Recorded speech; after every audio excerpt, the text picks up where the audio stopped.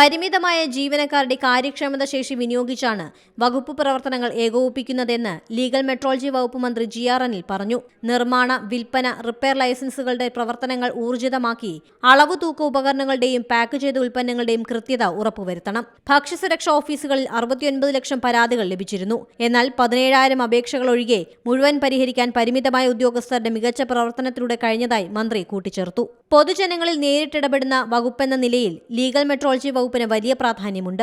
നവകേരള സദസ്സിൽ ലഭിച്ച പരാതിയുടെ അടിസ്ഥാനത്തിൽ ഭക്ഷ്യ പൊതുവിതരണ വകുപ്പ് 46,000 പേർക്ക് മുൻഗണനാ റേഷൻ കാർഡ് അനുവദിക്കുകയാണ്. ആധുനിക കാലഘട്ടത്തിൽ ശാസ്ത്ര സാങ്കേതിക വിദ്യയ്ക്ക് അനുസരിച്ച് നടപടിക്രമങ്ങൾ ഡിജിറ്റലായി മാറണം. പരാതികളിലും നടപടികളിലും ഒത്തുതീർപ്പുകൾക്കുള്ള അവസരം അതിലൂടെ ഇല്ലാതാക്കണം. 1548 ലൈസൻസുകൾ ഇന്ന് നിലവിലുണ്ട്. കൂടുതൽ സജീവമായി അവരെ കൂടി ഉൾപ്പെടുത്തി ഉപഭോക്തൃ ബോധവൽക്കരണ പരിപാടികൾ ഊർജിതമാക്കി ജനങ്ങളിലേക്ക് എത്തിക്കണമെന്നും അദ്ദേഹം പറഞ്ഞു.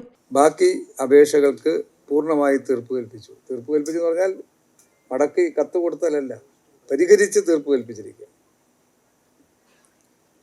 പരിഹരിച്ച് തീർപ്പ് കൽപ്പിക്കാൻ കഴിഞ്ഞു എന്ന് പറഞ്ഞാൽ അതിൻ്റെ പിന്നിലൊരു വ്യക്തമായിട്ടുള്ള ഒരു ഇടപെടൽ നമ്മുടെ ജീവനക്കാർ നടത്തി എന്നുള്ളതാണ്. അന്വേഷണം നടത്തേണ്ടത് അന്വേഷണം നടത്തി, കറക്ഷൻ നടത്തേണ്ട കറക്ഷൻ നടത്തി, ആ നിലയിൽ പരിഹരിച്ചു കൊടുത്തതാണ്.